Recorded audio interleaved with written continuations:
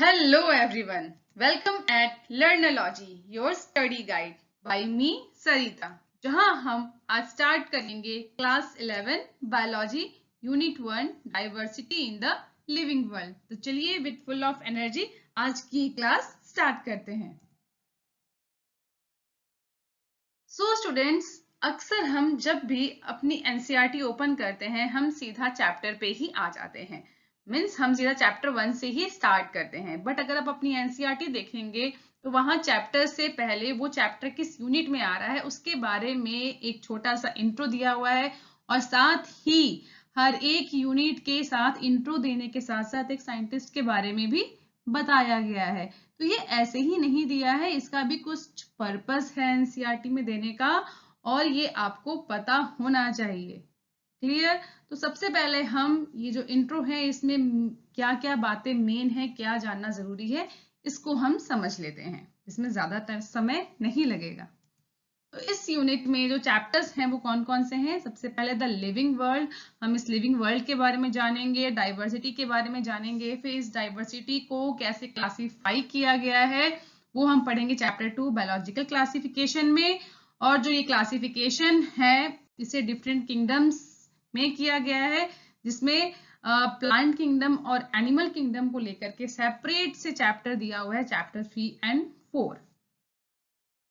सबसे पहले बायोलॉजी क्या है? It is the science of life forms and living processes, यानी हमारी अर्थ पे जितनी भी लाइफ फॉर्म्स हैं, डाइवर्सिटी हैं, वो सभी, और उनमें होने वाले जितने भी लिविंग प्रोसेसेस हैं जैसे न्यूट्रिशन, रिप्रोडक्शन, रेस्पिरेशन, इन सभी का जो साइंस है उसे बायोलॉजी कहा जाता है। ओल्ड टाइम में जो अर्ली मैन्स थे उन्होंने सभी लाइफ फॉर्म्स को दो पार्ट्स में डिवाइड किया था, that is animals and plants, जिन्हें कहा गया एनिमेट यानी लिविंग ऑर्गेनिजम्स। इसके अलावा जितनी चीजें बच गई उन्हें कहा गया इनएनिमेट मैटर यानी non living things. Example wind, sea, fire. इसके अलावा वाटर है, एयर है, ये सभी आते हैं नॉन लिविंग में। अब लिविंग और non living, animate and inanimate matter में जो कॉमन फीचर है वो क्या है? सेंस ऑफ ऑ और फियर। मीन्स जो स्टिमुलस है और उसके रिस्पॉन्स में होने वाला जो एक्शन है या मूवमेंट है वही इन दोनों का कॉमन फीचर है।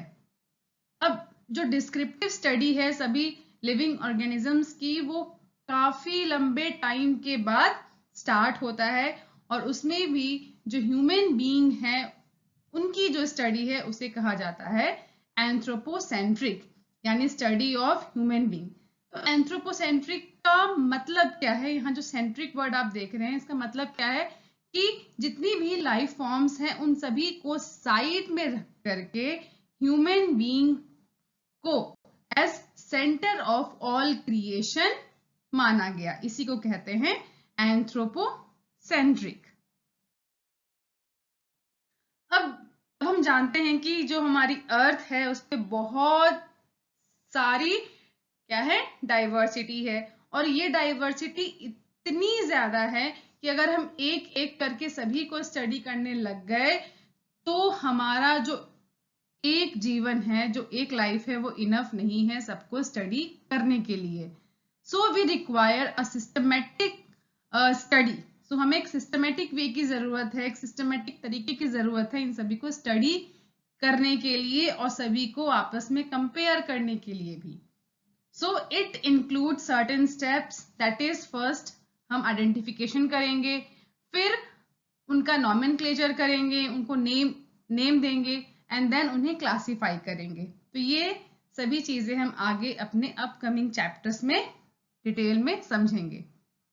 सो ये जो सिस्टमेटिक स्टडी है ये हमें किस में हेल्प करेगी? ये हमें हेल्प करेगी सिमिलैरिटीज जानने में among living organisms, both horizontally and vertically. So horizontal level पे और वर्टिकल लेवल पे दोनों ही तरीके से हम सिमिलैरिटीज जान पाएंगे सभी लाइफ फॉर्म्स के बीच में। अब यहाँ पे ये हॉरिजॉन्टल और वर्टिकल का क्या मतलब है इसको हम एक बार समझ लेते हैं। तो यहाँ हॉरिजॉन्टल का मतलब है कि एट प्रेजेंट जितने भी लिविंग ऑर्गेनिजम्स एग्जिस्ट कर रहे हैं वो सभी मॉर्फोलॉजिकली तो हमें अलग अलग लगते हैं, लाइक ह्यूमन बीइंग अलग है, और अगर हम बाकी एनिमल्स की बात करें, कैट, डॉग, लॉयन, टाइगर, ये सभी क्या है, अलग हैं, बट कुछ है उनमें सिमिलैरिटीज एट जेनेटिक लेवल जो हमें इस सिस्टमेटिक स्टडी से पता चलेंगी। ये हो गया क्या, हॉरिजॉन्टल क्लासिफिकेशन। और वर्टिकल का क्या मतलब है कि जितने भी लिविंग ऑर्गेनिजम्स अभी एट प्रेजेंट एग्जिस्ट कर रहे हैं, और वो लिविंग ऑर्गेनिजम्स जो इनसे पहले थे या उनसे पहले थे और जो उनसे पहले थे, उन सब में क्या सिमिलैरिटीज हैं, क्या रिलेशन है, ये भी हमें इस सिस्टमेटिक स्टडी के थ्रू पता चलेगा। सो आई होप आपको ये हॉरिजॉन्टल और वर्टिकल क्या है ये समझ में आ गया है।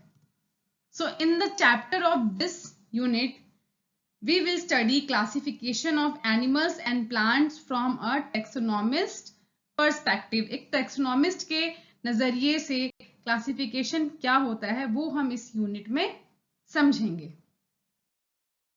देन आगे अगर हम चले अपनी एनसीईआरटी में, तो हमें एक पिक्चर दिखता है जो है साइंटिस्ट अर्नस्ट मेयर जी का, ठीक है। तो इनका बर्थ कब हुआ, इनका बर्थ होता है 5 जुलाई 1904 में इन कैम्पटन जर्मनी में, और इन्हें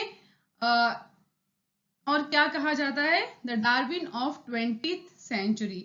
सो इन्हें एक टाइटल दिया गया है क्या, the Darwin of 20th century. तो ये आप याद रखिएगा, ये कई बार कॉम्पिटिटिव एग्जाम्स में पूछ लिया जाता है।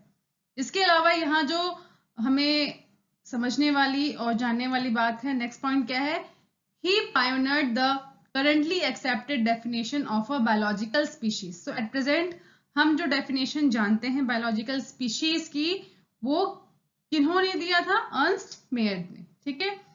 और अगर हम इनकी उपलब्धियों की बात करें तो इन्हें अवार्ड मिले हैं, 3 प्राइजेस मिले हैं जिसे ट्रिपल क्राउन भी कहा जाता है, और ये तीनों प्राइजेस क्या हैं, Balzan prize in 1983, then international prize of biology in 1994 and Crafoord prize in 1999। ये तीनों ही ये जो प्राइजेस हैं जिसे ट्रिपल क्राउन कहा जाता है, ये इन्हें अवार्ड किया गया। एंड इनकी डेथ कब हुई, at the age of 100 in 2004। I hope आपको आज के सभी टॉपिक्स अच्छे से समझ आ गए हैं। इफ यस तो आप वीडियो को लाइक कर दीजिए, और अगर नहीं तो आपके जो भी डाउट्स हैं नीचे कमेंट सेक्शन में पूछ सकते हैं। नेक्स्ट क्लास में हम स्टार्ट करेंगे चैप्टर 1, द लिविंग वर्ल्ड। तब तक स्टूडेंट्स आप आज का टॉपिक एनसीईआरटी बुक में अच्छे से रीड कर लीजिए, ताकि आप कॉन्फिडेंट हो जाए कि अब तक की क्लास में एनसीईआरटी से हमारा सब कवर हो गया है। तो जल्द ही मिलेंगे एक नई वीडियो के साथ। Till that stay happy, stay healthy.